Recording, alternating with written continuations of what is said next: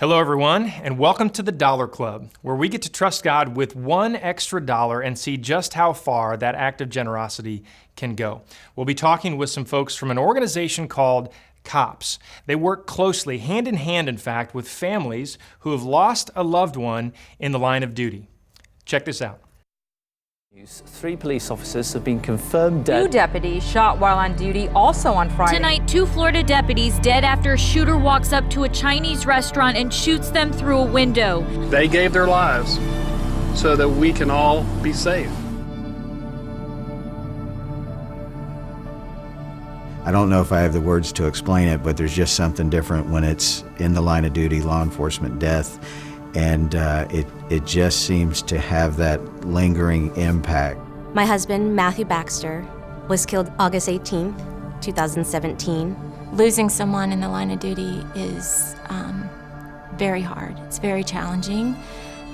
There are times that you feel like, as a widow, you're not going to get through, but you have to continue because that's what he would want you to do. COPS is short for Concerns of Police Survivors. But one of the biggest ways that COPS helps rebuild lives is to never forget the sacrifice that their loved ones make. COPS has been life-changing for us. That first year is so challenging, and the second year is when reality hits.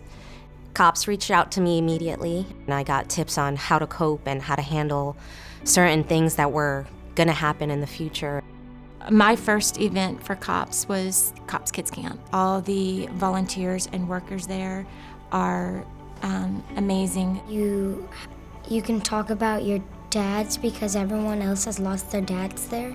Everybody will be friends with you and that no one else would be mean to you or anything because they know what you've been through. A lot of us mommies don't fish or drive boats, but they come in and they provide these kids with the experiences that they don't normally get, especially now that their fathers are no longer here. You know, I was injured on the line of duty. I was undercover. I was 5 seconds away from becoming a statistic.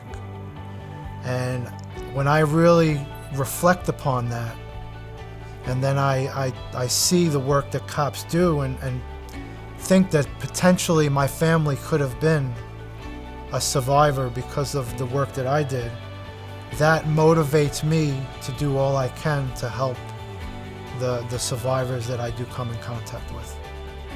So I know that we talked and discussed the opportunity to just help get the word out, and I'm glad we got to do that today, but we had an ulterior motive too that I don't know that you've caught wind of, and that is that at Real Life we have something that we call the Dollar Club.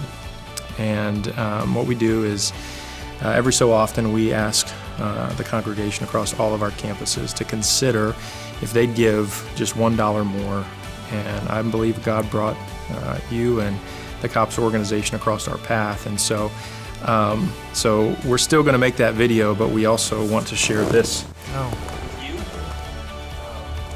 Make sure that you know that at Real Life we're for the community, we're for COPS, and we want to be a part of making a difference in any way that we can. So that's for you guys, for the organization. We know that you're changing lives and you're making a difference, and we want to be a part of helping if we can. Thank you very much.